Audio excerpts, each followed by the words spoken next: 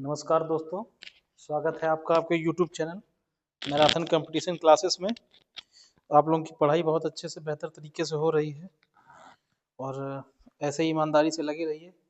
ठंड का मौसम है, ठंड का आनंद भी लीजिए क्योंकि हर मौसम का आनंद लेना इंसान का स्वभाव भी होना चाहिए, क्योंकि हर प्रकृति में चारों तरफ से आपको घेर रखा है तो आपको चारों तरफ से वो आनंद प्रदान करेगा। प्रकृति की यही एक इच्छा है कि आप आनंदित होते रहें। जब से आपने जन्म लिया है तब से आप आनंदित हो रहे हैं। ठीक है, तो आज जो हम टॉपिक लेकर के आए हैं आपके लिए वो बहुत ही करंट टॉपिक है, बहुत ही समय चर्चा में है और आपको ये जानना बहुत ही ज़रूरी हो जाता है कि भाई ये जो आज जो चर्चा में टॉपिक है इसके बारे में क्या क्या चीज़ें हैं जो हमको जाननी चाहिए और क्या क्या हमको समझना है इसके बारे में। मान लीजिए क्वेश्चन आता है इससे संबंधित कुछ भी, तो हम उसको कैसे सॉल्व कर पाएँ, कैसे उसके बारे में चीज़ों को निकाल पाएँ। ठीक है, तो जो आप टॉपिक देख पा रहे होंगे यहाँ पे लिखा हुआ है, हमने वेतनमान, भारत में वेतनमान आयोग, पे कमीशन का गठन, जो आपने न्यूज़ में देखा होगा कि जो हमारी सरकार है, भारत की सरकार, उसने 8वें वेतन आयोग के गठन की बात कर दी है। ठीक है, अभी तक 7 आयोग गठित हो चुके हैं और ये किस पर डील करते हैं, बेसिकली ये जो केंद्र सरकार और राज्य सरकार के जो कर्मचारी हैं, जो अधिकारी हैं, जो भी कर्मचारी हैं, उनकी वेतनमान से संबंधित होते हैं। उनको वेतन कैसे देना है ये निर्धारित करता है ये वेतन आयोग। तो इस वेतन आयोग में हम देखेंगे कि हमारा जो कर्मचारी है कई लेवल्स में होता है, लेवल 1, लेवल 2, लेवल 3, लेवल 4 और भी कई उसके स्टेप्स होते हैं। तो उस लेवल्स में जो होता है हमारा कर्मचारी होता है, उसकी उस हिसाब से डेजिग्नेशन होती है, उस हिसाब से उसके पद होते हैं और उसी पद के आधार पर उनकी क्या होती है, वेतन को निर्धारित किया जाता है। जैसे मान लीजिए कोई एक 4th क्लास का एम्प्लॉई है, 4th क्लास आप समझते होंगे, जो निम्नतम श्रेणी में आता है, तो उसका वेतनमान अलग होता है और जो उच्च क्लास का अधिकारी है या कर्मचारी है उसका वेतनमान अलग होता है। तो वेतन जो है अब किसको कैसे देना है ये उसका पद निर्धारित करता है। तो उसी तरीके से इन सबको एक मैनेजरियल वे में, एक ऑर्गेनाइज्ड वे में रखना और किसको कैसे जो सैलरी है कैसे डिसाइड करना, ये सब आयोग का काम है। आयोग गठित होता है और आयोग गठित कौन करता है, भारत की सरकार गठित करती है। ठीक है, और उसके बाद उसमें कुछ चीजें वो निर्धारित करके फिर जो है आपका जो मूल वेतन होता है और उसके बाद जो महंगाई भत्ता होता है और फिर उसको जोड़ करके जो आपका कुल मूल वेतनमान बनता है, ठीक है, उसको जो सरकार आपको देने का काम करती है, वही एक जो होता है हमारा मूल वेतन होता है जो कर्मचारियों को निर्धारित किया जाता है और ये आयोग निर्धारित करता है। तो ये जो कुछ पॉइंट्स होते हैं जो इसमें आपका फिटमेंट पॉइंट है, फिटमेंट फैक्टर है, वो क्या होता है, डीए, हमारा जो डियरनेस अलाउंस है वो क्या होता है, जो मूल वेतन पे स्केल होती है, जो मूल मूल पे होता है वो क्या होता है, ये भी चीजें समझने का प्रयास करेंगे और साथ साथ हम हिस्टोरिकल बैकग्राउंड भी देखेंगे, भाई कब से वेतनमान जो है हमारा, कब से जो हमारा पे स्केल कमीशन है वो कब से बना और किस ईयर से स्टार्ट हुआ और कितने आयोग जो हैं गठित हो चुके हैं। अभी आप चर्चा में है तो आप जान रहे हैं 8वां आयोग गठित हुआ है और गठित होने की बात हुई है और 7 आयोग गठित हो चुके हैं, जो आखिरी 2016 में गठित हुआ था और जो पहला था वो 1947 में गठित हुआ था, जब जवाहरलाल नेहरू क्या थे उस समय, उन्होंने प्रधानमंत्री थे और उसी समय उनकी अध्यक्षता में भी बनाई गई थी। ठीक है, और भी अंदर बातें हैं वो सब हम धीरे धीरे इसमें सब आपको पढ़ाएंगे। बहुत ही इंटरेस्टिंग टॉपिक है, बिल्कुल बने रहिएगा क्योंकि आपने छोड़ा तो ये जान लीजिए आज की डेट में सबसे हॉट टॉपिक है। आने वाले एग्जाम में ये जरूर आपको इसमें कहीं ना कहीं फिटमेंट फैक्टर पूछ लेगा, कहीं आपसे पूरा गुणा भाग पूछ लेगा कि बताइए महंगाई भत्ता इतना है, ये इतना है तो ये कितना होगा। ठीक है, ये सारी बातें हमने इसमें समेटी हैं, तो आपको सिलसिलेवार तरीके से हम इसमें एक एक चीज बताएंगे, बस बने रहिएगा क्योंकि बहुत इंटरेस्टिंग टॉपिक है, आपको समझना बेहद जरूरी है और समझना इसलिए भी जरूरी है क्योंकि आप तैयारी कर रहे हैं किस चीज की, आप तैयारी कर रहे हैं अपनी नौकरी के लिए। किस नौकरी के लिए, सरकारी नौकरी के लिए ना। और सरकारी नौकरी में या तो आप केंद्र सरकार में जाएंगे या तो आप राज्य सरकार में जाएंगे। केंद्र सरकार में जाएंगे तब आपको क्या अलाउंसेस मिलेंगे, क्या वेतन भत्ता जो आपको निर्धारित किया जाएगा, और अगर राज्य सरकार में जाएंगे तो वो क्या वेतन देगी। तो ये सब आपको जानना जरूरी है। मान लीजिए आप तैयारी कर रहे हैं, एग्जाम की तैयारी कर रहे हैं, मान के लेना आप कर ही रहे हैं और तैयारी कर रहे हैं, आपको यही नहीं पता है कि हमको क्या मिलना है, हमको सैलरी क्या मिलेगी। आप तैयारी किस चीज के लिए कर रहे हैं? आप तैयारी सैलरी के लिए तो कर रहे हैं। तो बस इसी चीज को समझना भी है। ये नहीं है कि हाँ पढ़ करके नौकरी ले ली, बस आप पता ही नहीं है कि कितना हमारे अकाउंट में आ रहा। बहुत से तो ऐसे नौकर हैं, सरकारी नौकर, नौकर का मतलब सर्वेंट मत समझना, सरकारी नौकर ही होता है, ठीक है, चाहे कितना बड़ा अधिकारी हो, चाहे कितना बड़ा आपके जो प्रधानमंत्री हैं वो भी लोक सेवक हैं, वो भी लोक नौकर है, ठीक है, आपकी सेवा कर रहे हैं। तो नौकर का मतलब वो एक टर्म अलग है नौकर, जो ये आपका जो कॉन्स्टिट्यूशनल पॉइंट ऑफ व्यू से और आपकी जो इसके पॉइंट ऑफ व्यू से वो जो नौकर का मतलब होता है वो एक गवर्नमेंट का एम्प्लॉय, ठीक। तो वो जो नौकर है वो भी आप किसके लिए काम कर रहा है? सैलरी लेता है ना, जो सैलरी ले रहा है, जो दिहाड़ी ले रहा है, कुल मिला के समझो मतलब, तो वो कहीं ना कहीं नौकर है, ठीक। तो नौकरी आदमी करता है, आपको पता ही नहीं है कि आपको कितनी सैलरी कैसे मिल रही है, क्या उसके अलाउंसेस हैं, कितना हमको टैक्स पे करना है, कितना हमको महंगाई भत्ता मिल रहा है, कितना एचआरए मिल रहा है, कितना डीए मिल रहा है, तो पता ही नहीं है। वो आदमी नौकरी पा लेता है लेकिन जानकारी नहीं, तो जानकारी होना जरूरी है, ठीक है। तो इस चीज से आगे बढ़ते हैं और आपको दिखाते हैं वेतनमान की एक्चुअल सच्चाई क्या है, पे स्केल, ठीक है। चलिए शुरू करते हैं। वेतनमान आयोग कमीशन का गठन, ठीक है। चलिए पहला देख लेते हैं, कुछ महत्वपूर्ण बिंदु मैंने इसमें डाल रखे हैं, कुछ महत्वपूर्ण पॉइंट्स हैं, इंपॉर्टेंट पॉइंट्स। पहला देखिए इसमें लिखा हुआ है वेतनमान आयोग का इतिहास, हम हिस्ट्री देखेंगे, ठीक है, हिस्ट्री देखेंगे इसकी। फिर वेतनमान आयोग का गठन, गठन देख लेंगे। फिर वेतनमान आयोग का महत्व, उसका महत्व क्या है, सिग्निफिकेंस क्या है। फिर वेतनमान आयोग की सिफारिशें ये देखेंगे। वेतनमान आयोग के प्रकार ये देखेंगे, ठीक है। फिर आयोग पे प्रभाव ये देख लेंगे और फिर उसके बाद लास्ट जो सबसे ज्यादा इंपॉर्टेंट रहेगा आपके पॉइंट, एग्जाम के पॉइंट ऑफ व्यू से, वेतनमान का संवैधानिक दृष्टिकोण ये आप देखेंगे, ठीक। ये पॉइंट कुछ ज्यादा ही इंपॉर्टेंट होने वाला है। बाकी हिस्ट्री भी देखेंगे कि 1 से लेके 7 तक गठित हुए, तो उसके बाद अब 8वां जो गठित हो रहा है वो देखेंगे और 1 से लेके 7 तक भी हम देखेंगे, चूंकि 8वां अभी बन रहा है, अभी इस पे चर्चा होनी है और सब कुछ होगा, तो जो है फरवरी में तो इस पे जो है और भी पॉइंट निकल के आएंगे। कुल मिलाकर आपको 8 में कुछ ही जानकारी मिलेगी, लेकिन 1 से 7 तक आपको पूरी जानकारी मिलेगी। वेतनमान आयोग का गठन देखेंगे, आयोग का महत्व, सिफारिशें, प्रकार, प्रभाव और संवैधानिक दृष्टिकोण देखना है। ये कुछ पॉइंट है, महत्वपूर्ण बिंदु हैं, जो पे स्केल जो हमारा आयोग गठन है उसमें क्या क्या चीजें सिलसिलेवार तरीके से हैं वो सब हम देखने जा रहे हैं, ठीक है। तो बने जरूर रहिए और चैनल को सब्सक्राइब कर लीजिएगा, क्योंकि बहुत ही इंपॉर्टेंट आगे आपकी क्लास आने वाली है। देखिए पहले हम देख लेते हैं 8वां वेतन आयोग के बारे में, उसके बाद फिर हम आगे चर्चा करेंगे। 8वां वेतन आयोग क्या है, उसमें देखिए केंद्रीय मंत्रिमंडल ने गुरुवार 16 जनवरी 2025, अभी जल्दी की बात है, 16 जनवरी 2025 को 8वें वेतन आयोग को मंजूरी दे दी है, ठीक। और इसका क्रियान्वयन 1 जनवरी 2026, ये याद रखिएगा, इसका क्रियान्वयन कब होगा? 1 जनवरी 2026, मतलब एक एग्जिस्टेंस में 1 जनवरी 2026 को आ जाएगा, होना तय है। 8वें वेतन आयोग से भारत में केंद्रीय सरकारी कर्मचारियों के वेतन प्रणाली में भारी बदलाव होने का अनुमान है। अब भारी बदलाव होने का अनुमान है तो मतलब आप समझिए कि कितना भारी होने वाला है, वो भी मैं अभी आपको दिखाऊंगा। इस आयोग का उद्देश्य मौजूदा आर्थिक स्थितियों, मुद्रास्फीति और सरकारी कर्मचारियों की क्या बदलती मांगों के अनुसार पेंशन, भत्ते और वेतनमान को अपडेट करना है। मतलब आप ये समझ लीजिए कि जो भी इनकी सैलरी मिल रही है अब 8वें से उनको और इंक्रीज कर दिया जाएगा। 8वें वेतन आयोग की लंबे समय से प्रतीक्षित खबर से सरकारी कर्मचारियों में काफी राहत मिली है, जिससे उनमें बहुत जरूरी आत्मविश्वास और उम्मीद जगी है।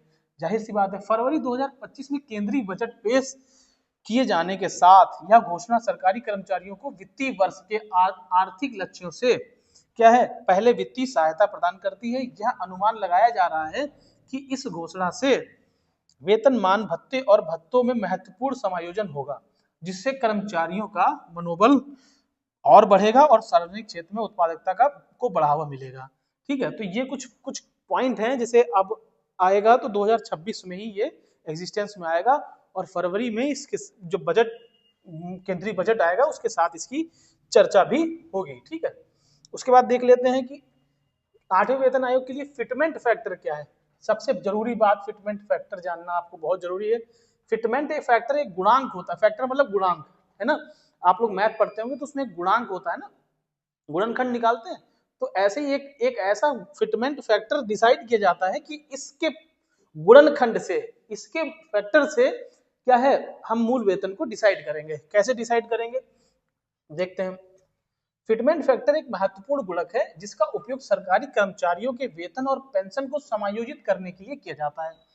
यह उन्हें प्रदान किए जाने वाले वित्तीय लाभों की गणना को सीधे प्रभावित करता है। ठीक, सातवें वेतन आयोग के कार्यान्वयन में के साथ फिटमेंट फैक्टर 2.57 सेट किया गया था। जो फिटमेंट फैक्टर था सातवें वेतन आयोग में वो 2.57, याद रखिएगा, सातवें में 2.57। ठीक, अब आठवें में कितना सेट करा जा रहा है देखना, अपर सेट किया गया था, जिसके परिणाम स्वरूप पेंशन और वेतन में उल्लेखनीय वृद्धि हुई। ठीक, पेंशन में 3500 रुपए से बढ़कर 9000 रुपए हो गई, जबकि न्यूनतम मूल वेतन 7000 रुपए से बढ़कर 18000 रुपए प्रतिमाह हो गया। पेंशन और अधिकतम वेतन दोनों को क्रमशः 1,25,000 रुपए और 2,50,000 रुपए तक क्या किया, बढ़ा दिया गया था।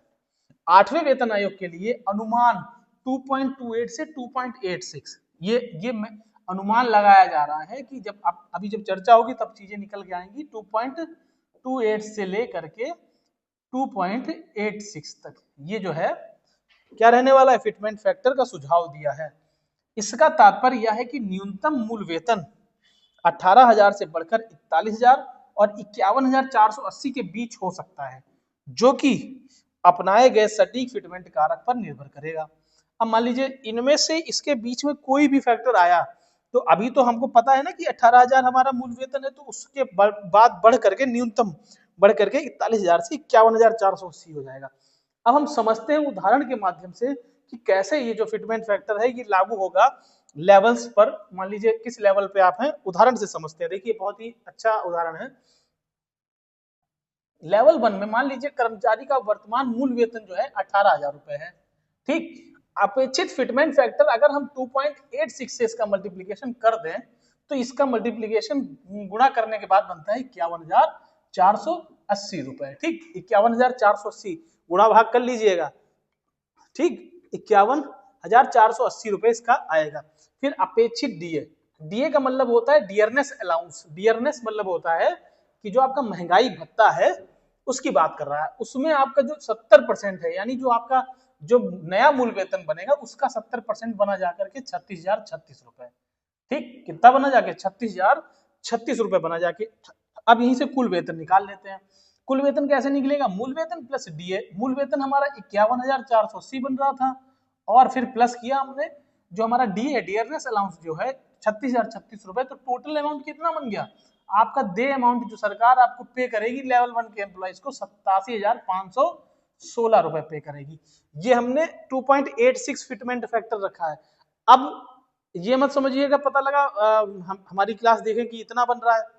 अभी जो है निर्धारित करने की हमने अभी आपको बताया 2 पॉइंट कितना था, 2.57 से कितना था, ये देखिए 2.28 से 2.86 तक है ना, तो इसके बीच में ही रखा जाएगा। ठीक है, समझ लिए बात।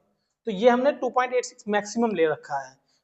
ठीक, उसके बाद देख लेते हैं लेवल 2 में। अगर मान लीजिए लेवल 2 का एम्प्लॉय है, उसकी जो वेतनमान मूल वेतन है कर्मचारी का 19,900 रुपए है। ठीक, उसका अगर 2.86 फिटमेंट फैक्टर रखा गया, गुणांक फिटमेंट गुणांक, तो 19,900 को 2.86 से मल्टीप्लाई करेंगे 56,914 रुपए बन रहा है। ठीक, उसके बाद जो डीए है 70% इसका निकाल लेंगे तो 39,840 रुपए बना। फिर हम बेसिक से जो सैलरी कुल वेतन बनेगा दोनों को जोड़ देंगे 56,914 प्लस 39,840 रुपए, तो ये बने जाएंगे लगभग 1 लाख के आसपास 96,754 रुपए है। ठीक है, ये लेवल 2 का एम्प्लॉय की है। फिर लेवल 3 जो हाईएस्ट लेवल अधिकारी ऑफिसर्स हैं स्तर 13 तक, मतलब इंटर लास्ट तक की आपको दिखा देते हैं। वर्तमान मूल वेतन 1,30,100 रुपए है। ठीक, मूल वेतन की बात हो रही। अपेक्षित फिटमेंट फैक्टर 2.86 लेंगे तो इसका मल्टीप्लीकेशन बनेगा जाके 3,51,066 रुपए, और फिर अपेक्षित डीए निकालेंगे तो 70% 3,51,000 का बनेगा जाके 2,45,746, और कुल वेतन इसका basics plus DA dearness allowance दोनों को जोड़ दीजिए बना जाके 6 लाख रुपए पर मंथ। ये जो लास्ट लेवल 13 लेवल 13 वाली की बात हो रही है, हाईएस्ट लेवल का है ये। 6 लाख रुपए लगभग आपकी सैलरी बन जाएगी अगर आप सबसे हाईएस्ट लेवल के एम्प्लॉय। समझ रहे हैं कितनी सैलरी कितनी इंक्रीज होने वाली है।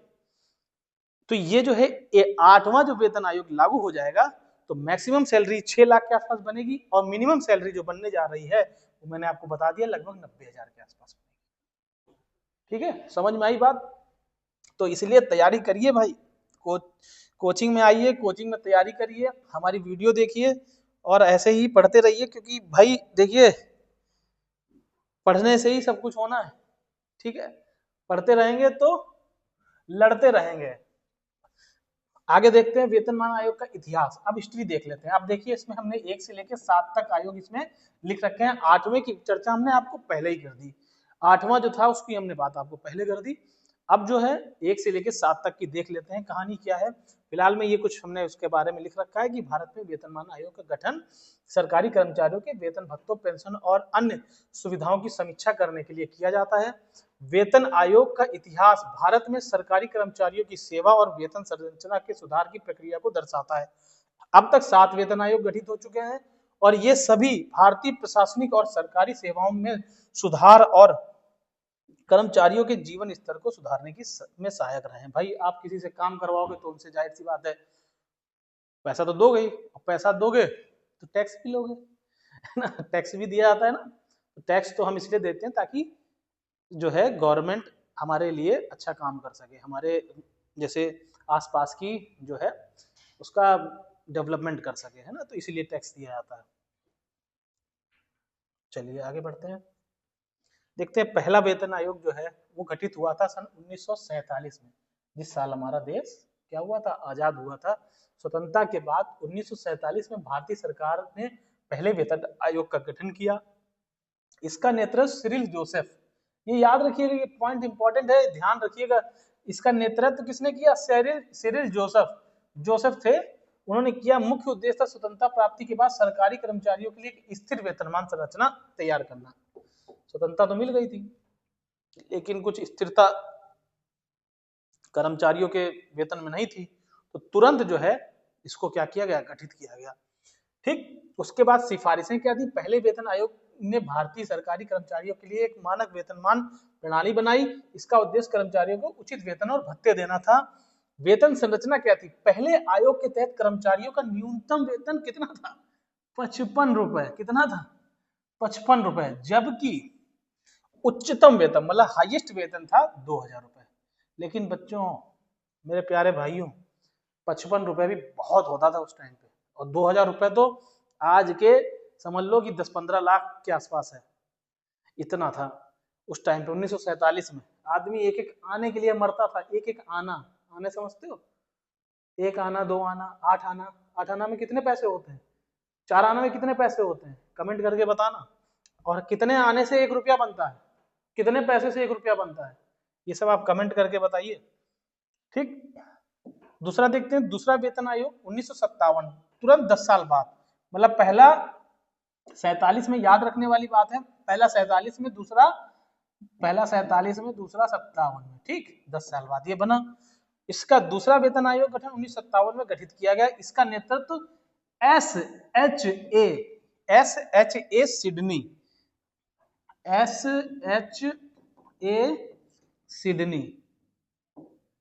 सिडनी ये नाम है। समझ में ना आए तो इंग्लिश में लिख दिया मैंने, किया था। ठीक, पहला किसने किया? साइरिल जोसेफ ने।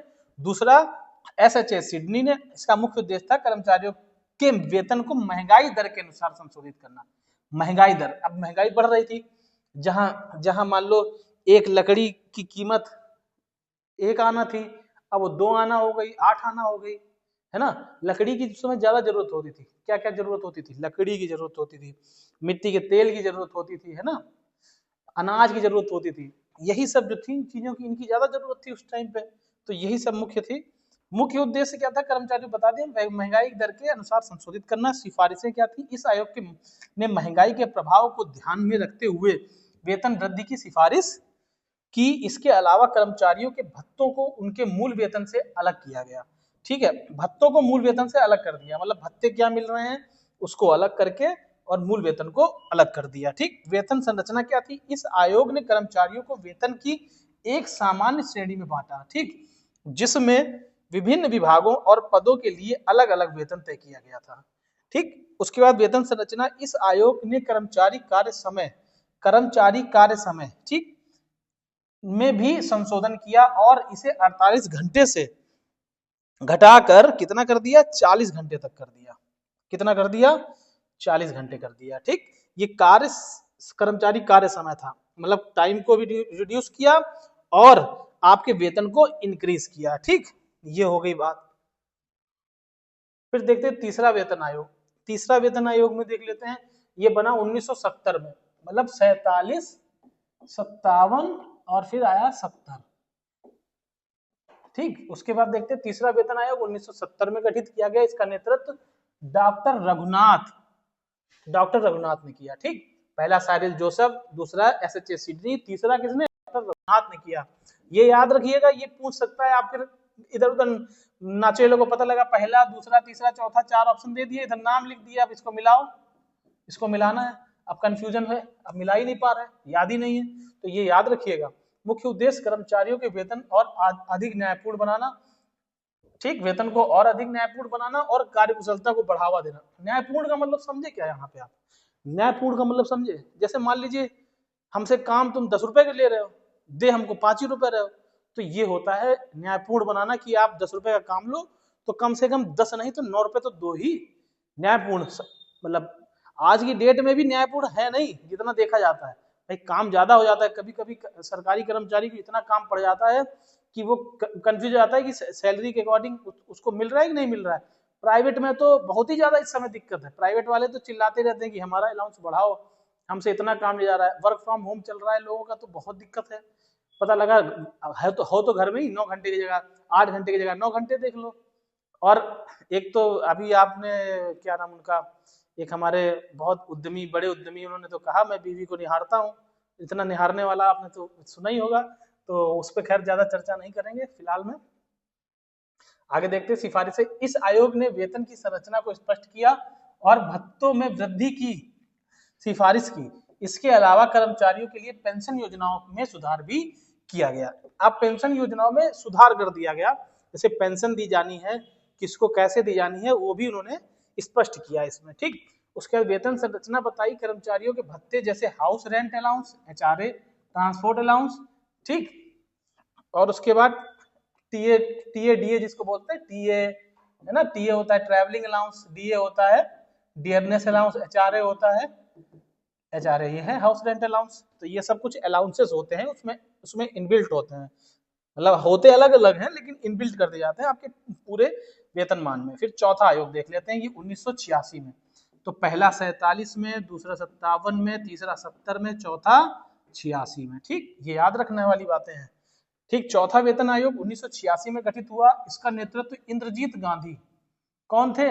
इंद्रजीत गांधी ने किया था। मुख्य उद्देश्य सरकारी कर्मचारियों के वेतन और उनकी कार्यकुशलता और कार्य के अनुरूप बनाना। सिफारिशें। चौथे वेतन आयोग ने कर्मचारियों के लिए हाउस रेंट अलाउंस और अन्य भत्तों में वृद्धि की सिफारिश की। इसके अलावा कर्मचारी कल्याण का और कार्यस्थल की सुविधाओं पर भी ध्यान दिया गया। ठीक, कार्यस्थल, अब कर्मचारी कल्याण मतलब कर्मचारी का कल्याण हो, कैसे कल्याण होगा? अब कैसे कल्याण होगा कि भाई उससे उतना ही काम लिया जाए जितना उसको उसकी जरूरत है, उसके हिसाब से लिया जाए।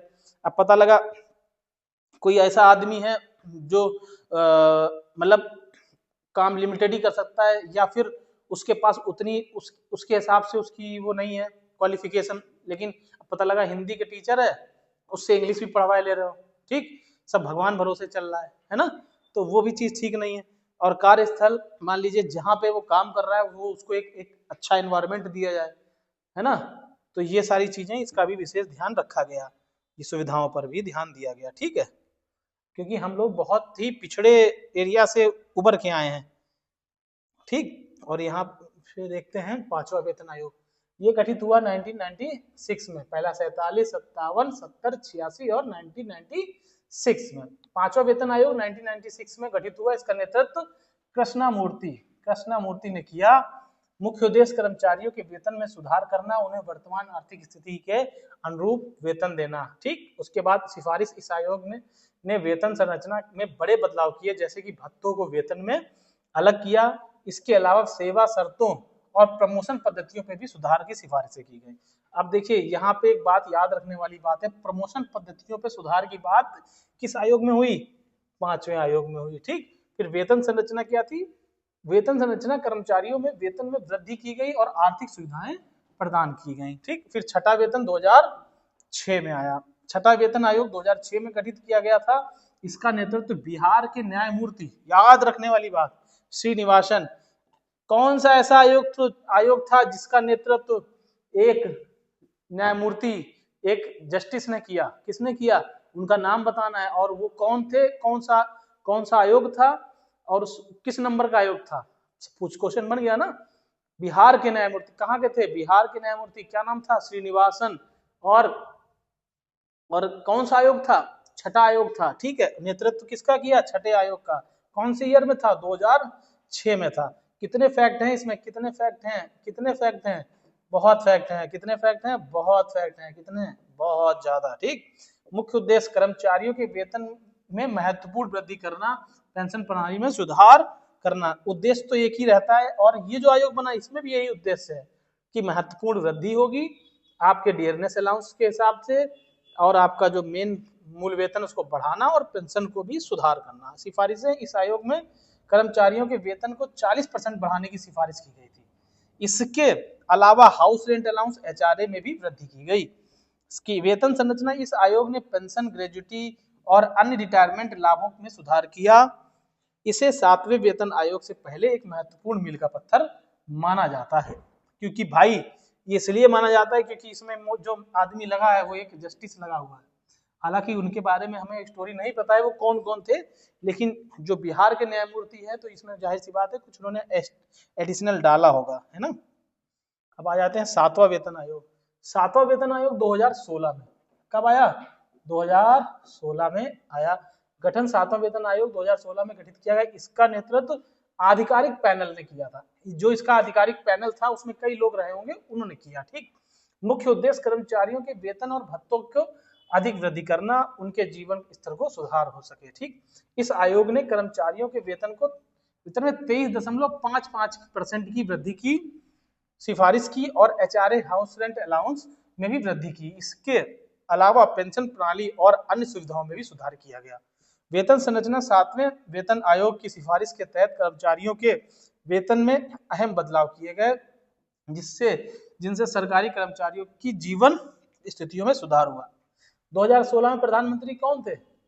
2016 में प्रधानमंत्री थे नरेंद्र दामोदर दास मोदी।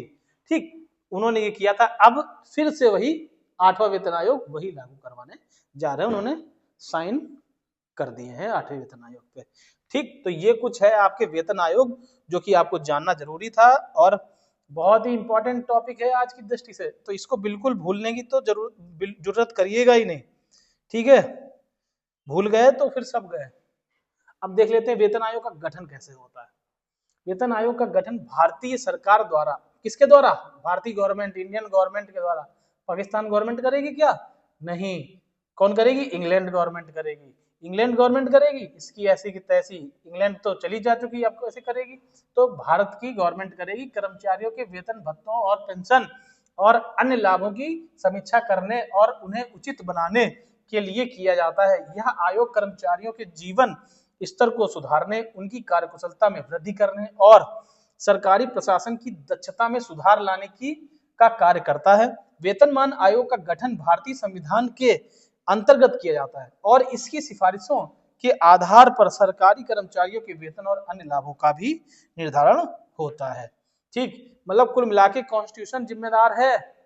हमने आपसे बताया था एक क्लास में, हमने कहा था चाहे बाप कहो, चाहे दादा कहो, चाहे परदादा कहो, है वही सब कुछ।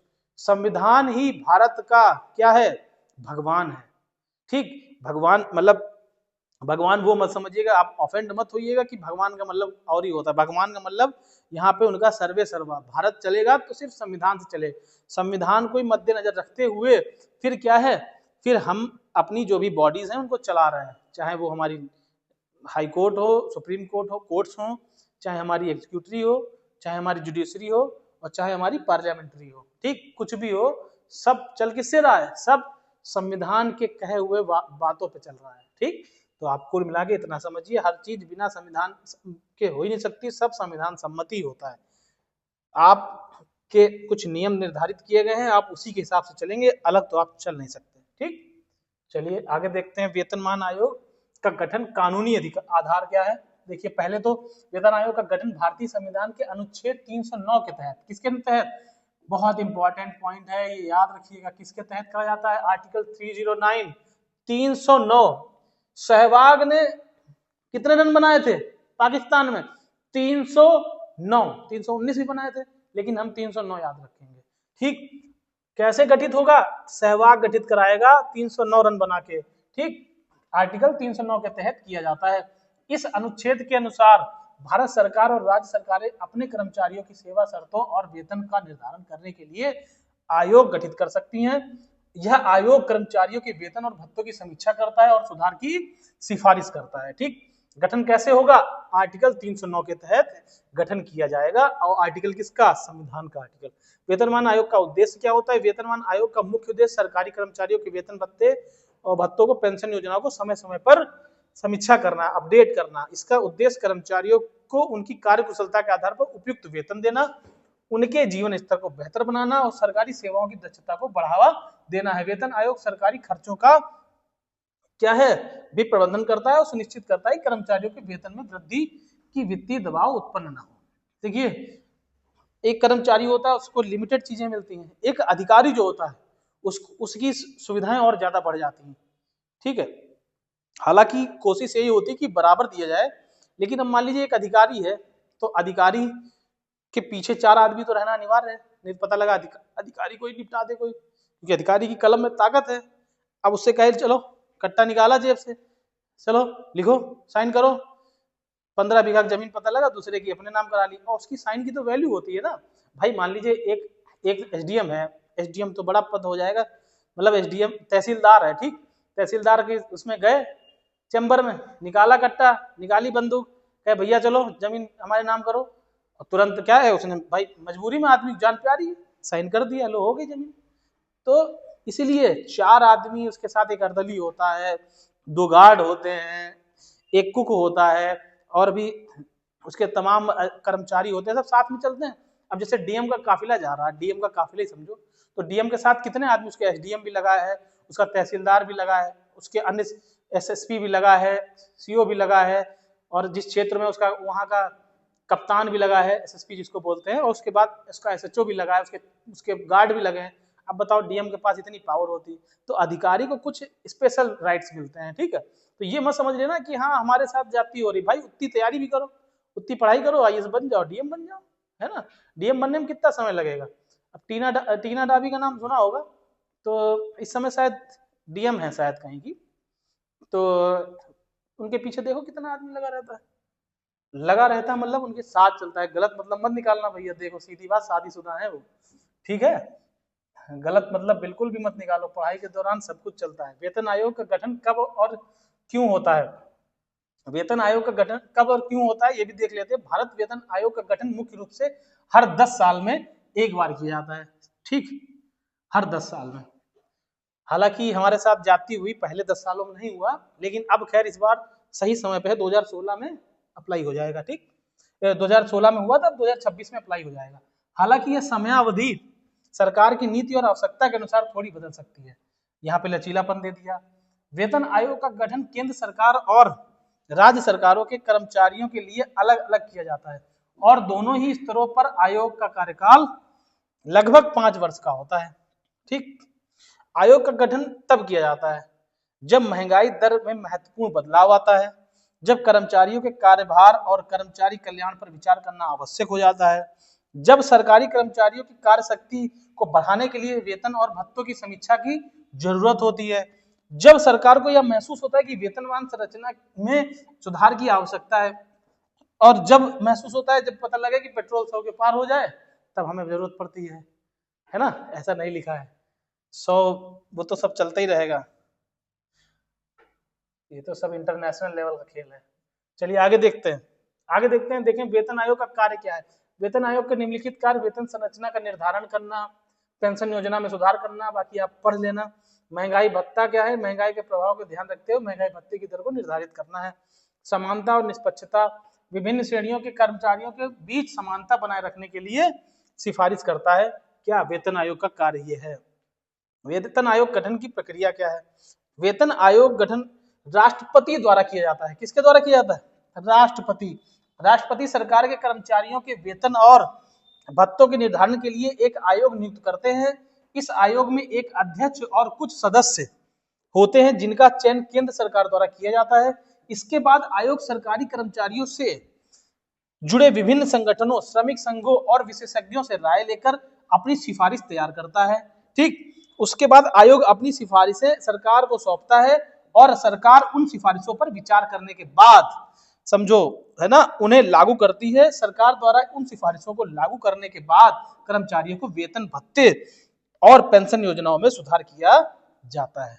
इतना प्रोसीजर होगा, ये मुख्य पॉइंट्स हैं, इसको ध्यान रखिएगा। राष्ट्रपति करेगा, राष्ट्रपति क्या करेगा, आयोग गठित करेगा। आयोग में एक अध्यक्ष होगा और कुछ सदस्य होंगे, फिर जिसका चयन केंद्र सरकार द्वारा किया जाएगा। उसके बाद आयोग सरकारी कर्मचारियों से क्या लेगा, राय लेगा, सिफारिश लेगा। किन किन से, जो वहां के श्रमिक संघ हैं, विशेषज्ञ हैं और भी जो लोग हैं, उनसे सिफारिश लेकर के अपनी सिफारिशें सरकार को सौंप देगा। फिर सरकार क्या करेगी, सिफारिशों पर विचार करके क्या करेगी, उसको लागू करेगी और सिफारिशों के बाद फिर जो सिफारिशें कंप्लीट हो जाएंगी, फिर उसको जो है वेतन, पेंशन और भत्तों में उसको समायोजित कर करके फिर लोगों को, कर्मचारियों को प्रोवाइड कर देगी। इतना काम होता है। ठीक, मोटी मोटी बात समझ में आ रही है ना। कितने अच्छे से हम आपको पढ़ा रहे हैं, कितने अच्छे से बता रहे हैं कि एक चीज, ये आपके ऊपर है समझना ना समझना। कार्यकाल देख लेते हैं। सामान्यतः वेतन आयोग का कार्यकाल अभी मैंने बता दिया 5 वर्ष का होता है, लेकिन यदि आयोग को अपनी सिफारिशों पर अधिक समय तक विचार करना पड़ता है तो इसे बढ़ाया भी जा सकता है। कार्यकाल समाप्त होने के बाद आयोग अपनी सिफारिशों को सरकार के समक्ष प्रस्तुत करता है और सरकार उन पर विचार करती है। सिफारिशें लागू होने के बाद सरकारी कर्मचारियों को नए वेतनमान, भत्तों और पेंशन योजनाओं के लाभ मिलता है। ठीक, ये कुछ 6 पॉइंट हो गए। अब देख लेते हैं इसका महत्व क्या है। देखिए महत्व है ये, आप देख लीजिए, इसको रोक के पढ़ लीजिएगा, वही सब बातें लिखी है। मेन मेन पॉइंट हम आपको बता दे रहे हैं कि कर्मचारियों के जीवन में स्तर में सुधार हो जाएगा। भाई हम, सीधी बात है, महंगाई बढ़ेगी तो हमारे जेब से पैसा कुछ ज्यादा निकलेगा। जब पैसा ज्यादा निकलेगा तो जाहिर सी बात है, अगर हमको कुछ वेतन बढ़ के मिलेगा तो हम उसको आसानी से मैनेज कर पाएंगे। और भाई आदमी नौकरी करता क्यों है, ताकि कुछ पैसा बचा सके, है ना, कुछ पैसा बचा करके सेविंग्स करके उसको अपने अन्य कामों में यूज कर सके। तो कुछ ये चीज उसके लिए बेहतर हो जाएगी, जीवन स्तर सुधर जाए। कार्यकुशलता में वृद्धि, कार्यकुशलता में वृद्धि कैसे आएगी, मान लीजिए हम कोई काम ऐसा कर रहे हैं कि हमारा दिमाग खराब हो रहा है, हम 10 रुपए हमको मिल रहे हैं किसी चीज के लिए, हमसे 20 रुपए का काम कराया जा रहा है। ठीक, अब हमें जब 20 रुपए उसके काम के मिलने लगेंगे तो हमारा माइंड जो है उसके हिसाब से काम करने लगेगा। मतलब हमें फिर ये नहीं होगा कि जैसे लोग थकान फील करते हैं, रेस्ट फील हो जाती है ना, कि अरे लो देखो हमें पैसा उतना मिलता नहीं और हमसे काम इतना ज्यादा करवाते हैं ना, तो कहीं ना कहीं जो है दिमाग तो खराब हो गई, और दिमाग खराब होगा तो आपका काम करने की इच्छा नहीं होगी। जब काम करने की इच्छा नहीं होगी तो फिर जाहिर सी बात है काम में दिक्कतें आएंगी, आप काम उतना अच्छे से डिलीवर नहीं कर पाओगे। काम अच्छे से करोगे नहीं तो फिर क्या होगा, फिर आपके लिए बहुत सारी दिक्कतें आएंगी, जिससे सरकार के लिए दिक्कत आएगी, सरकार के बाद देश के लिए दिक्कत आएगी। तो कहीं ना कहीं आप देश से पूरा जुड़े हुए हैं ना। एक सरकारी कर्मचारी किसको रिप्रेजेंट करता है, एक गवर्नमेंट को रिप्रेजेंट करता है, गवर्नमेंट किसको, एक कंट्री को रिप्रेजेंट करती है। तो ये चीजें हैं कुछ। तो कार्यकुशलता में वृद्धि ऑटोमेटिक हो जाएगी। समानता और न्याय की भावना, समानता और न्याय की भावना आ जाएगी। भाई मान लीजिए किसी को देख लीजिए, इसमें संरचना है, समान वेतन संरचना तैयार की जाएगी। अब किसी को 10 रुपए मिल रहे, किसी को 20 रुपए मिल रहे उसी काम के लिए, तो ये क्या हो जाएगा, इसके लिए एक समान संरचना जो है बन जाएगी, तो जिससे न्याय की भावना उत्पन्न हो जाएगी। महंगाई से निपटने में सहायता, बिल्कुल सहायता होगी। पता लगा हमको आज की डेट में सब्जी 10 रुपये, क्या बोलते हैं, सब्जी वो प्याज 40 रुपए मिल रहा, 50 रुपए मिल रहा है, तो हमारी पैसा हमें मिल ही नहीं रहा सरकार की तरफ से। 50 रुपए में खरीद ही रहे हैं, हमारी सैलरी 20,000 रुपए है, 20,000 रुपए पता ही नहीं चल रहे, महीने भर में गायब हो जा रहे हैं। महीना खत्म ही नहीं हो रहा है, 30 तारीख आ ही नहीं पा रही, उससे पहले सैलरी खत्म हो जा रही। दूसरे वाले पड़ोसी से कह रहे भाई कुछ पैसा दो यार, तेल डलाना है ना गाड़ी में। तो ऐसी दिक्कतें से बचेगा, सहायता मिलेगी। सरकारी खर्चों का प्रबंधन अपना प्रबंधन कर लेगा, मैनेजमेंट सही से कर सकता है कि भाई इतना बच्चे की पढ़ाई में लगा दें, इतना मान लो बीवी लेगी तो उसको दे दिया जाएगा कुछ पैसा, खर्चे वर्चे है ना, बीवी की तो जरूरत ज्यादा होती है तो उसको भी पूरा किया जाएगा, परिवार खुश रहेगा। देखो सबसे मेन जरूरत होती है बीवी की, वाइफ की, उसकी जरूरतें पूरी होती रहेंगी, परिवार स्वस्थ चलता रहेगा। जरूरतें पूरी नहीं कर पाओगे, अच्छे चीजें नहीं दे पाओगे, तो ये समझ लो परिवार में दिक्कतें आनी तय है। भाई हम तो सीधी बात जानते हैं, ए रिलेटेड बी, बी रिलेटेड सी, तो ए रिलेटेड सी, ए का संबंध बी से, बी का संबंध सी से, तो ए का संबंध सी से भी होना चाहिए। तो बात वही है घूम फिर के कि आपको अगर एक अच्छा परिवार चलाना है तो आपको प्रबंधन करना होगा। भाई मैनेजमेंट हर जगह जरूरी है, मजाक से हट करके आपको सारी चीजों को मैनेज करना आना चाहिए, ठीक है, तब तो आप परिवार चला रहे हैं, नहीं तो आप सिर्फ और सिर्फ कार चला रहे हैं। पेंशन और रिटायरमेंट लाभों का सुधार। भाई वेतन आयोग केवल वर्तमान कर्मचारियों के लिए नहीं बल्कि रिटायर होने वाले कर्मचारियों के लिए भी महत्वपूर्ण सिफारिश करता है। आयोग पेंशन, ग्रेच्युटी और अन्य रिटायरमेंट लाभों और संशोधित करता है ताकि रिटायरमेंट के बाद कर्मचारियों के जीवन सम्मानजनक और आरामदायक हो। क्या मजाक है ये, मजाक है ना। पेंशन अब 2006 के बाद मिल ही नहीं रही है, मजाक ही हुआ। लेकिन 2006 के पहले वालों को मिलेगी। जब तक 2006 के पहले वाले काम कर रहे हैं तब तक पेंशन का मजा लूट रहे हैं, उसके बाद 2006 के बाद वाले रिटायर जहां होना शुरू हो गए, अंधेरा कायम रहेगा, है ना। तो ये तो मजाक ही है। आगे देख लेते हैं। आर्थिक सुधारों का समर्थन। सुधार बिल्कुल सब समर्थन मिलेगा, जैसे कि वेतन आयोग की सिफारिशों के अनुसार वेतन वृद्धि और भत्तों में बदलाव राष्ट्रीय अर्थव्यवस्था पर सकारात्मक असर डाल सकते हैं। जब कर्मचारियों को अधिक वेतन मिलता है तो उनके खर्च करने की क्षमता बढ़ जाती है, जिससे बाजार की मांग बढ़ती है और आर्थिक गतिविधियां गति पकड़ती हैं, इससे अंततः देश की आर्थिक वृद्धि में योगदान होता है। ये पॉइंट कुछ अच्छा पॉइंट है। अच्छा इसलिए है कि भाई हमारी जो इकोनॉमी है, अर्थव्यवस्था का मूल मंत्र यही है कि लेन देन होता रहे, मतलब इकोनॉमी चलती रहे। जैसे आप सीधी बात मैं बताता हूं आपको, मान लीजिए अगर पानी ठहर गया, पानी एक जगह ठहर गया तो वो गंदा हो जाएगा, पानी चलता रहेगा सतत रूप से तो वो साफ बना रहेगा, क्योंकि चलायमान चीजें जो होती हैं वो हमेशा स्वच्छ होती हैं, स्वस्थ होती हैं, और जो स्थिर हो जाती हैं वो एकदम नष्ट हो जाती हैं। जैसे आप अभी अगर मान लो हमारा वीडियो देख रहे हो, बिस्तर पे पड़े होकर देख रहे हो ऐसे करके, तो आप स्थिर हो, मतलब स्टैटिक हो, तो आप में क्या होगा, जड़ता आ जाएगी, आप उस तरीके से उसको नहीं कर पाओ। लेकिन आप वही बढ़िया चेयर पे बैठे हो, आगे सामने बेहतरीन मेज लगी हुई है और आपके हाथ में पेन है, कॉपी है, और आप जितना मैं बता रहा हूँ उसको नोट करते हुए भी जा रहे हो और चीजों को समझते हुए भी जा रहे हो, तो आप एक डायनेमिक पर्सन हो, आप एक चलायमान, आप में गतिज ऊर्जा है, आप गतिवान हो। तो ये चीजें जो है, गतिमान चीजें जो हैं वो क्या रहती हैं, हमेशा स्वस्थ रहती हैं। इसलिए जब पैसा आएगा तो फ्लो होगा, जब फ्लो होगा तो भाई जाहिर सी बात है हमारी अर्थव्यवस्था में सुधार आएगा। पैसा रख करके भूल जाना वो अर्थव्यवस्था को नहीं मजबूत करता है। पैसे को चलाना, मान लीजिए आप कोई चीज ले आए, है ना, कोई सामान चीज लाए, उसको खर्च किया, फिर वो खराब हुई, फिर दूसरी चीज लाए, तो ये सब चीजें चलती रहनी चाहिए। सरकार का मूल मंत्र यही है। जैसे कि जमीन के मामले में होता है कि जमीन बिकती बेचती रहनी चाहिए, मुख्य उद्देश्य होता है सरकार का कि जमीन खरीदो फिर बेचो, खरीदो बेचो।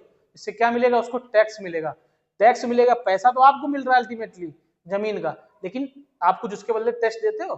टैक्स कैसे, मान लीजिए आपने रजिस्ट्री कराई तो उसके बदले में आपने उसको कुछ पैसा दिया उसके एवज में।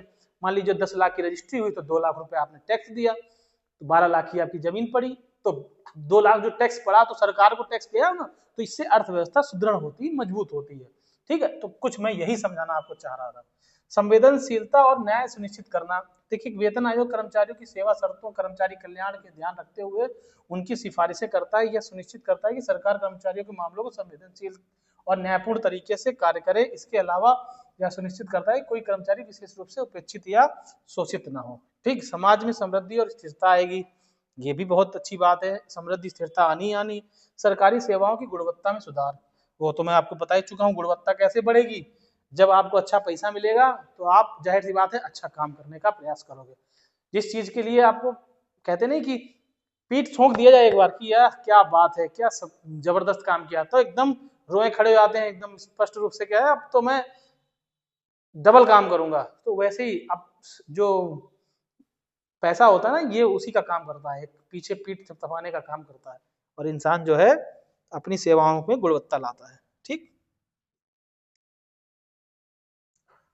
अब देख लेते हैं वेतन आयोग की सिफारिशें। तो वेतन आयोग की सिफारिशें देखते हैं। वेतन आयोग पे कमीशन सरकारी कर्मचारियों के वेतन भत्ते, पेंशन और अन्य लाभों की समीक्षा करने और उनके और उचित सुधार करने के लिए गठित किया जाता है। प्रत्येक वेतन आयोग अपनी रिपोर्ट में विभिन्न सिफारिशें प्रस्तुत करता है जो कर्मचारियों के वेतन और सेवाओं को बेहतर बनाने में मदद करता है। ये सिफारिशें सरकार द्वारा लागू की जाती हैं और इनका उद्देश्य कर्मचारियों की जीवन कुशलता को स्तर को सुधारना और सरकारी सेवाओं की कार्य कुशलता को बढ़ाना होता है। आइए हम भारत के प्रमुख वेतन आयोगों द्वारा दी गई सिफारिशों पर नजर डालते हैं। चलिए देखते हैं क्या सिफारिशें की गई।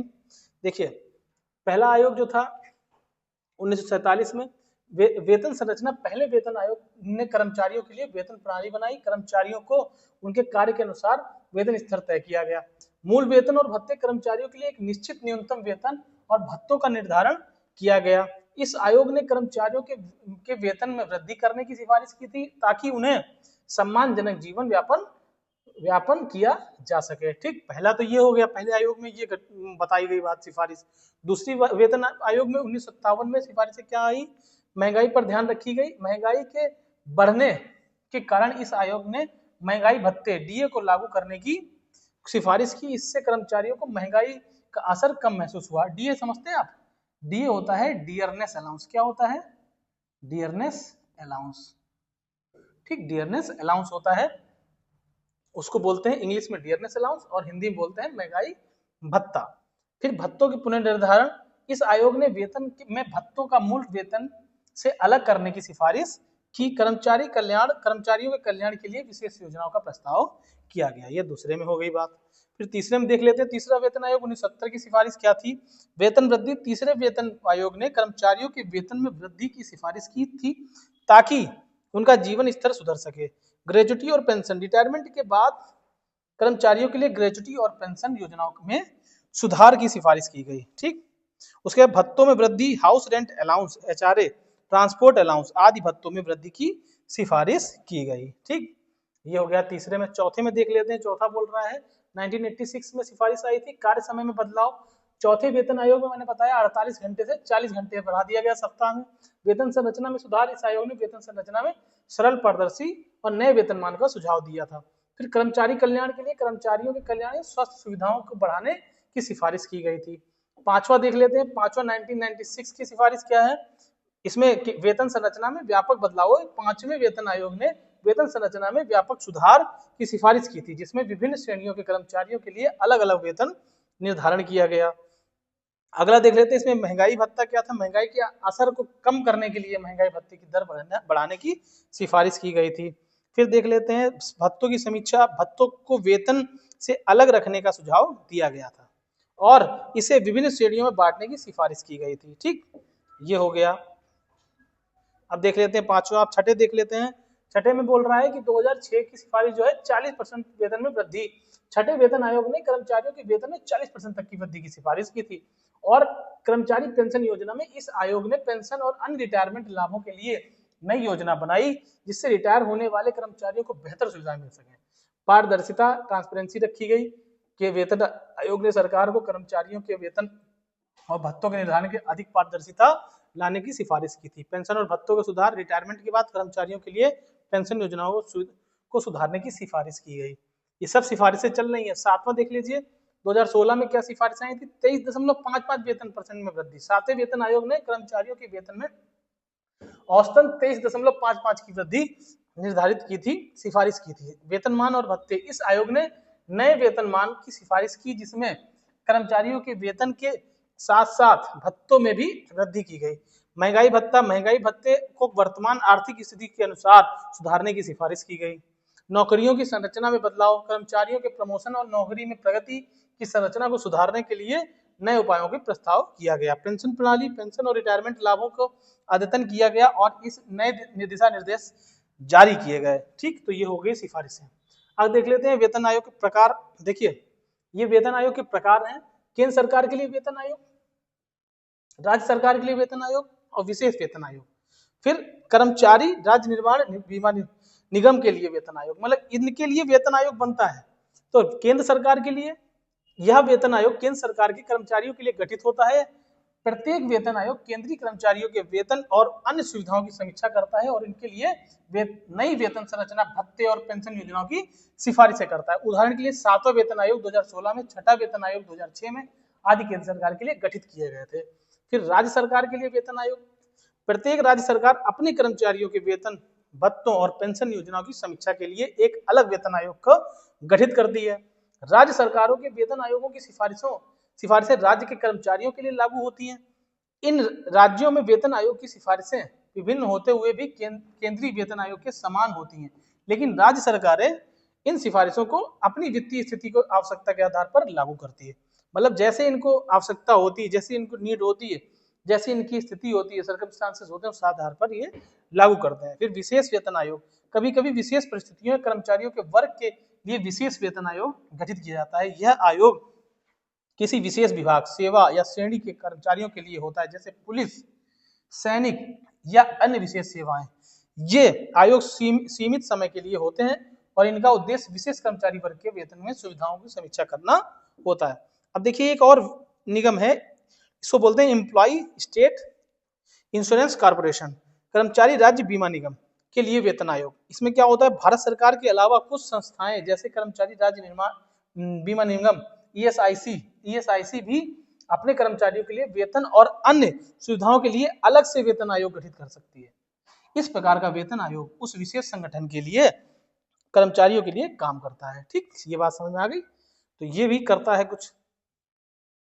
फिर उसके बाद देख लेते हैं केंद्र और राज्य सरकार के लिए समान वेतन। कुछ मामलों में केंद्र और राज्य सरकार दोनों कर्मचारियों के लिए समान वेतन आयोग भी गठित किया जा सकता है। यह तब होता है जब दोनों स्तरों पर कर्मचारियों के लिए समान वेतन प्रणाली लागू की जा रही है और सरकार एक ही वेतन संरचना को मान्यता देने की प्रक्रिया में हो। महत्वपूर्ण आयोगों की सूची। भारत में अब तक कई वेतन आयोग गठित किए गए हैं जिनकी सिफारिशें सरकारी कर्मचारियों के जीवन स्तर को सुधारने और उनकी कार्यकुशलता की वृद्धि के लिए महत्वपूर्ण रही है। प्रमुख वेतन आयोगों में शामिल है पहला, दूसरा, तीसरा, चौथा, पांचवा, छठा और सातवां। ये सारे आयोग इसमें शामिल हैं। ये इनकी सूची है। ठीक, 7 हो चुके हैं। 8वां कौन सा है? 8वां आएगा 8th वाला। अब 2025 में इसको गठित जा रहा है और लागू कब हो जाएगा? 1 जनवरी 2026 को। ठीक, चलिए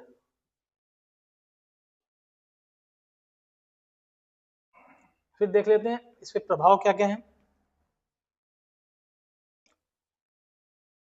कर्मचारियों के जीवन स्तर में सुधार। देखिए जाहिर सी बात है, कर्मचारियों का जीवन स्तर सुधरेगा ही। अब मान लीजिए उनको उस हिसाब से वेतन मिलेगा तो उनका जीवन स्तर ऑटोमेटिक सुधर जाएगा। भाई किसी को कितना पैसा मिल रहा, किसी को कितना पैसा मिल रहा, ठीक, उस हिसाब से वो अपने काम को करेंगे और उनका जीवन स्तर सुधरेगा। ठीक, उनकी शारीरिक स्वास्थ्य, जो भी उनकी आवश्यकताएं होंगी, खाने संबंधित, रहने संबंधित, है ना, खर्चे संबंधित, वो सब पूरी कर लेंगे। ये 6वें वेतन आयोग के बाद कर्मचारियों के वेतन में 40% की वृद्धि की गई थी।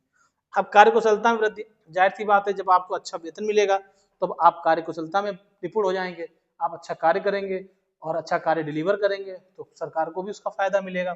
भाई सरकार तो पैसा आपको इसीलिए देगी ताकि आप उसको अच्छा काम करके दे सकें। ये बात 7वें वेतन आयोग कर्मचारियों के वेतन लगभग 23.55 वृद्धि की सिफारिश की गई। कर्मचारियों को संतुष्टि बढ़ी और उनका प्रदर्शन में सुधार हुआ। महंगाई का प्रभाव कम करना। भाई महंगाई का प्रभाव आदमी के ऊपर कम पड़ जाएगा। जब आदमी क्या है, काम करेगा, पैसा मिलेगा। जब पैसा ज्यादा मिलेगा तो फिर जो है कितने महंगी चीज, 10 रुपए की चीज वो 20 रुपए में भी खरीद लेगा, है ना। तो महंगाई का प्रभाव उस पर कम पड़ जाएगा। देखिए समानता और न्याय के संस्थान। वेतन आयोग सरकारी कर्मचारियों के वेतन और भत्तों के निर्धारण में समानता और न्याय सुनिश्चित करने का प्रयास करता है और आयोग सुनिश्चित करता है कि विभिन्न श्रेणियों की सेवाओं के कर्मचारियों के बीच वेतन में कोई भेदभाव ना हो और सभी उनके कार्य के आधार पर उचित वेतन मिले। इससे कार्यस्थल पर समानता की, निष्पक्षता का माहौल बनता है। ये 5वें वेतन आयोग में सिफारिश की बात हुई थी, कर्मचारियों के लिए समान वेतन संरचना तैयार की थी। ठीक, वित्तीय दबाव और बजट। वित्तीय दबाव। अब मान लीजिए वेतन आयोग की सिफारिशों का प्रभाव सरकार के वित्तीय बजट पर भी पड़ता है। जब वेतन और भत्तों में वृद्धि होती है तो सरकार को अधिक खर्च करना पड़ता है, जिससे सार्वजनिक खर्चों पे वृद्धि होती है। यह सरकार के वित्तीय संसाधनों पर दबाव डाल सकता है, लेकिन यह कर्मचारियों के लिए बेहतर जीवन स्तर की सुनिश्चित करने के लिए आवश्यक है। छठवें वेतन आयोग के लागू होने के बाद सरकार ने लगभग 1.02 लाख करोड़ का अतिरिक्त खर्च उठाना पड़ा था। मतलब आप समझिए इसके बाद भी इतना पैसा उनको देना पड़ा था, जिससे यह अतिरिक्त खर्चा हुआ। फिर देख लेते हैं पेंशन और रिटायरमेंट लाभ सुधार। पेंशन वेतन आयोग का प्रभाव से रिटायरमेंट के बाद सरकारी कर्मचारियों के लिए पेंशन और अन्य रिटायरमेंट लाभों में भी सुधार होता है। आयोग यह सुनिश्चित करता है कि रिटायरमेंट के बाद कर्मचारियों में को सम्मानजनक जीवन यापन करने के लिए उचित पेंशन मिले, उचित राशि मिले, उनके जीवन को सुरक्षित और आरामदायक बनाना है। ये 7वें वेतन आयोग में इसकी बात कहा गया था, है ना। देख लेते सरकारी सेवाओं की गुणवत्ता में सुधार। हमने बताया कि सरकारी सेवाओं में गुणवत्ता में ऑटोमेटिक सुधार हो जाएगा। जब आदमी कहते नहीं कि जब उसको अच्छा पैसा मिलेगा तो अच्छे से काम करेगा, और फिर अच्छे से काम करेगा तो चीजें सही निकल के आएंगी। ये 7वें वेतन आयोग में इसको निर्धारित किया गया है ना। फिर आर्थिक सुधारों में समर्थन। वेतन आयोग सिफारिशों से केवल सरकारी कर्मचारियों के लिए फायदेमंद होती है, बल्कि इसका प्रभाव राष्ट्रीय आर्थिक वृद्धि में भी पड़ता है। कर्मचारियों को आर्थिक वेतन मिलता है, जिससे खरीदारी क्षमता बढ़ती है, जिससे बाजार में मांग बढ़ती है और अर्थव्यवस्था में गति मिलती है। भाई आदमी जब, जाहिर सी बात है, इकोनॉमिकल जब फ्लो होगा, किसी भी चीज का पैसे का फ्लो होगा, इधर से उधर होगा, तो क्या होगा, ऑटोमेटिक जो है अर्थव्यवस्था हमारी बढ़ेगी। जैसे इकोनॉमी क्या होती है, हमारी इकोनॉमी जो अर्थव्यवस्था है उसमें मेन मोटिव यही है कि पैसे का लेन देन होता रहे, पैसे का फ्लो होता रहे, पैसा इधर से उधर फ्लो होता रहेगा तो क्या है, हमारी इकोनॉमी चलती रहेगी। इकोनॉमी चलती रहेगी। जैसे समझिए सीधी बात, पानी ठहर गया, एक तालाब में पानी ठहर गया तो वो गंदा हो गया ना, और जब पानी चलता रहेगा सतत रूप से तो वो क्या होगा, वो सही रहेगा, साफ रहेगा। साफ पानी ज्यादा अच्छा माना जाता है, स्वस्थ माना जाता है, ठहरा हुआ पानी स्वस्थ नहीं माना जाता है। तो ठहरी हुई चीजें क्या है, ठहरी हुई चीज में फ्लो नहीं आएगा, वो रुक जाएगी अर्थव्यवस्था। जब अर्थव्यवस्था हमारी चलती रहेगी, पैसे का लेन देन होता रहेगा, तो क्या है, हमारा सब सही से चलता रहेगा। ठीक, अर्थव्यवस्था हमारा राष्ट्र सुदृढ़ हो जाएगा। उसके बाद देखते हैं वेतन आयोग सिफारिशों के कारण कर्मचारियों खर्च में वृद्धि होती है, जो बाजार में अधिक मांग और आर्थिक गतिविधियों को प्रोत्साहित करता है। कर्मचारी संतुष्टि और प्रेरणा, ये भी भाई छठे वेतन आयोग के कर्मचारियों वेतन वृद्धि और उनकी कार्य संतुष्टि को बढ़ोतरी और उन्हें बेहतर काम करने के लिए प्रेरित किया। ये छठे वेतन आयोग में इस चीज को रखा गया। ठीक है, अब देख लेते हैं संवैधानिक दृष्टिकोण। ये थोड़ा सा इंपॉर्टेंट पॉइंट है, यहाँ पे आपको बहुत ही ध्यान देकर के इसको पढ़ना है, क्योंकि हमारा जो कॉन्स्टिट्यूशन है, जो हमारा संविधान है, वही सर्वे सर्वा है, वही सबसे सुप्रीम है। संविधान के ही थ्रू जो है हम किसी भी चीज को क्या कर सकते हैं, किसी भी चीज को हम निर्धारित कर सकते हैं। क्योंकि चाहे मैंने आपको बताया कि चाहे बाप कहो चाहे दादा कहो, वही सब कुछ है, सर्वे सर्वा वही है, वही सबका मालिक है। क्योंकि कई सारी बॉडीज हैं, वो कर किसके लिए रही काम, चाहे जुडिशरी हो, चाहे एग्जीक्यूटिव हो, चाहे कुछ भी हो, जो भी काम कर रहे हैं वो किसके लिए कर रहे हैं, कॉन्स्टिट्यूशन के लिए कर रहे हैं। और कॉन्स्टिट्यूशन को मद्देनजर रख के किया जाता है। संविधान जो है वो सब पर नजर बनाए हुए है। मान लीजिए आप थोड़ा सा भी इधर उधर हुए, संविधान आपको पकड़ेगा, कहे नहीं ऐसे नहीं ऐसे होगा। तो ये चीजें हैं। तो संविधान कैसे इसमें इनबिल्ट है वो देख लेते हैं, क्योंकि ये इंपॉर्टेंट है भाई। वेतनमान सरकारी कर्मचारियों के लिए निर्धारित वेतन का ढांचा है, जिसे संविधान और कानून के तहत विभिन्न वेतन आयोगों द्वारा तय किया जाता है। भारत के संविधान में कर्मचारियों के वेतन उनके अधिकारों और उनके कल्याण से संबंधित सीधे तौर पर विशेष प्रावधान नहीं है, लेकिन इसका निर्धारण भारतीय संविधान और संबंधित कानूनों से विभिन्न प्रावधानों के आधार पर किया जाता है। वेतनमान प्रणाली का संवैधानिक दृष्टिकोण भारतीय प्रशासन, न्याय, समानता और पारदर्शिता के सिद्धांतों पर आधारित होता है। ठीक, अब देखते हैं पहला पॉइंट जो कह रहा है, वो कह रहा है संविधान के अनुच्छेद 14 समानता के अधिकार पर तहत वेतनमान, यानी आर्टिकल 14 जो है समानता का अधिकार, ये कैसे इसमें इनबिल्ट है। देखिए, भारतीय संविधान के अनुच्छेद 14 समानता के अधिकार देता है, जो कहता है कि राज्य के समक्ष कानून में समानता होनी चाहिए। मान लीजिए अगर आपको जो पैसा मिल रहा है वो समान मिलना चाहिए, बराबर समान वेतन आयोग, समान वेतन मान होना चाहिए। ठीक, जितना काम कर रहे हैं उस हिसाब से उसको पैसा मिलना चाहिए।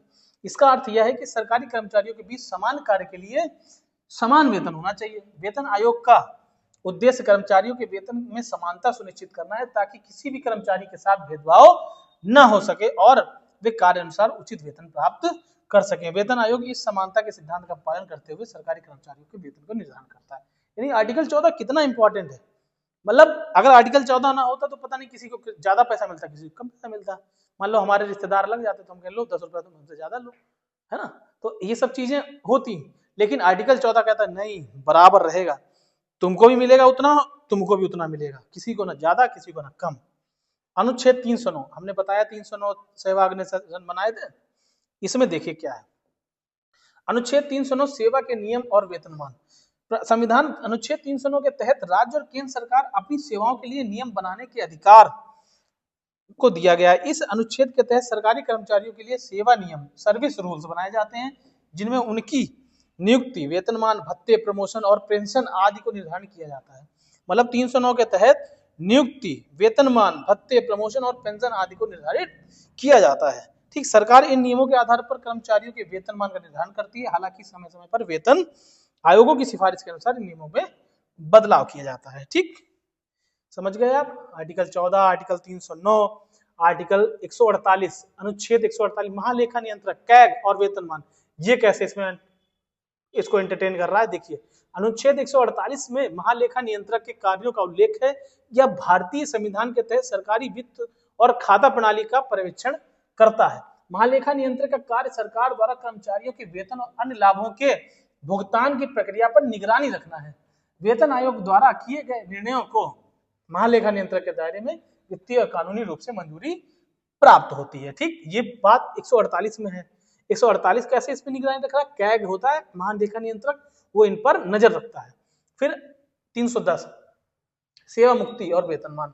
अनुच्छेद 310 में सरकारी कर्मचारियों की सेवा की समाप्ति और उनकी सेवाओं की स्थिति पर प्रावधान है। यह उन कर्मचारियों के अधिकारों और उनके सेवानिवृत्त होने के बाद की स्थिति को सुनिश्चित करता है। सेवानिवृत्त जो लोग नहीं जानते हैं मैं उनको बता दूं, उनकी जानकारी लेगी, रिटायरमेंट ही सेवानिवृत्त होता है। वो लोग जानते नहीं है तो उसको जान लीजिए।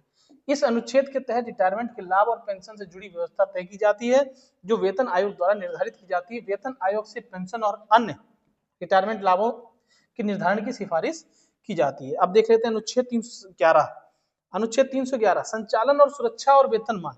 अनुच्छेद 311 सरकारी कर्मचारियों की नौकरी की सुरक्षा के बारे में बात करता है और यह सुनिश्चित करता है कि उन्हें अनुशासनात्मक कार्रवाई से पहले उचित सुनवाई का अवसर मिले। कर्मचारियों के वेतन और सेवा सुरक्षा से संबंधित निर्णय लेने में वेतन आयोग का अहम रोल होता है। वेतन आयोग इस अनुच्छेद के तहत कर्मचारियों की सेवा सुरक्षा और उनके उचित वेतन निर्धारण में योगदान करता है। ठीक, ये बात हो गई, समझ में आ गई। Article 14, article 309, article 310, article 311, article 148, ये ध्यान रखिएगा, ये सब इसमें इनबिल्ट है। आप क्वेश्चन लिखेंगे ना, आंसर राइटिंग करेंगे, इसको लिख दीजिए। आप विश्वास मानिए कोई क्वेश्चन आपको काट नहीं सकता किसी भी बड़े से बड़े एग्जाम में, इसको वैसे ही चेप दीजिए आप। ठीक है, वेतन आयोग कार्य और संवैधानिक सिद्धांत देख लेते हैं। वेतन आयोग का गठन संवैधानिक कानूनी प्रावधानों के तहत होता है। यह आयोग कर्मचारी कल्याण के दृष्टिकोण से संविधान द्वारा तय किए गए निम्नलिखित सिद्धांतों पर पालन करता है। समानता, न्याय और पारदर्शिता। समानता होनी चाहिए, आर्टिकल 14 की बात करी। वेतन आयोग की सिफारिशों को न्यायपूर्ण और निष्पक्ष तरीके से तैयार की जाती है ताकि सरकारी कर्मचारियों को उनके योगदान के अनुसार उचित पुरस्कार मिले। ठीक, पारदर्शिता होनी चाहिए, ट्रांसपेरेंसी। वेतन आयोग की सिफारिशों को लागू करते समय पारदर्शिता बनाए रखी जाती है ताकि कर्मचारियों को उनके अधिकार और लाभों की पूरी जानकारी मिल सके। समानता, न्याय और पारदर्शिता ये संवैधानिक सिद्धांत हैं जो कि उसमें देखे जाते हैं कि हाँ भाई इस आधार पर जो है हमारा वेतन डिसाइड किया जाए। ठीक, फिर केंद्र और राज्य सरकार वेतन निर्धारण में संवैधानिक ढांचा। संविधान के तहत केंद्र और राज्य सरकारें वेतन आयोग की सिफारिशों को लागू करती हैं। हालांकि केंद्र और राज्य सरकारें सेवा नियमों और वेतन आयोग द्वारा दी गई सिफारिशों के आधार पर अपने कर्मचारियों के वेतन का निर्धारण करती है, लेकिन संविधान और उसके अनुच्छेदों के तहत यह प्रक्रिया न्याय और समानता के सिद्धांतों के अनुसार होती है। ठीक, तो कुछ ये था हमारा आज का वीडियो, जो हमने आपको उसमें सारे चीजें जितने भी एस्पेक्ट्स थे उससे रिलेटेड, वेतन आयोग से रिलेटेड है ना, जो आपका पे स्केल कमीशन है जो इस समय हॉट टॉपिक बना हुआ है, उसमें हमने सारी चीजें कवर करी। आपका मेन जो मोटिव था कि आप कॉन्स्टिट्यूशनल बैकग्राउंड, संवैधानिक दायरा देख लें कि ये किस तरीके से संविधान से भी सम्मत होता है। तो संविधान की जो हमने जो आपको आर्टिकल बताए, आर्टिकल 14 जो हमने बताया समान वेतन, समान कार्य, समान वेतन, समानता का अधिकार है। ठीक, उसके बाद आर्टिकल 309, आर्टिकल 309 में नियुक्ति, उसकी पेंशन, उसके भत्ते, सारी चीजें उसमें निर्धारित की गई। फिर 148 आर्टिकल 148 हमने बताया, उसमें महालेखा कैग जो होता है ना, पर्यवेक्षक जो भी होता है वो कैग जिसको बोलते हैं, ऑडिटोरियल जनरल, तो वो जो है वो क्या करता है, उस पर निगरानी करता है, देखता है कि उसमें सैलरी कैसे दी जा रही है, और उसकी जो भी वित्त जो संबंधित चीजें होती हैं वो निगरानी करता है 148 में।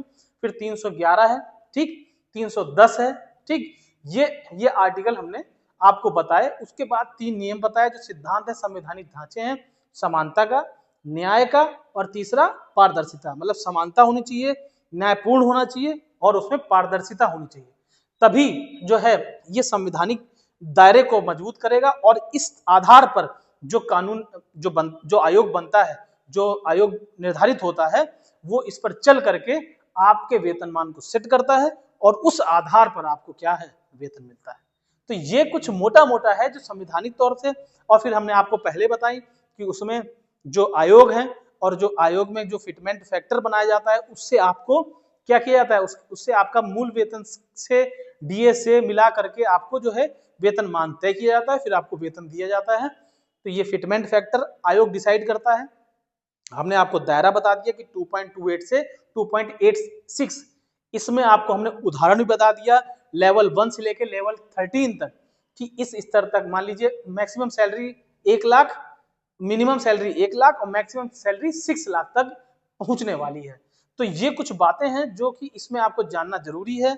आपने इस चीज को जाना, आपने इस चीज को महसूस किया होगा कि जो हमारा आयोग है वो कितनी सैलरी देने जा रहा है, ठीक। तो इसके लिए आपको क्या करना है, इसके लिए आपको तैयारी करनी है दोस्त, तैयारी करते रहिए और नौकरी ले लीजिए, ताकि आप इस सैलरी का मजा उठा पाए, है ना।